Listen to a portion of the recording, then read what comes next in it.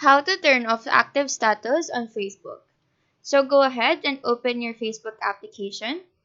In this homepage, there are 6 icons on the bottom part of your screen.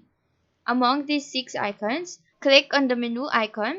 It's on the bottom right corner of your screen.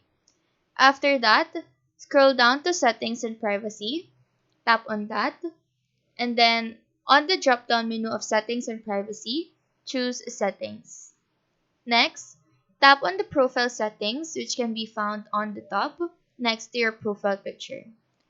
And then in this page, click on the active status option. Here, you can toggle the button next to the phrase show when you're active. Make sure to toggle this off. When you turn it off, a pop-up window will appear that says you won't be able to see when your friends and contacts are active or recently active. So just click turn off.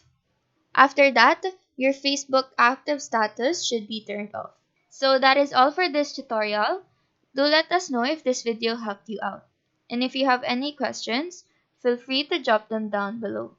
Thank you for watching and have a nice day.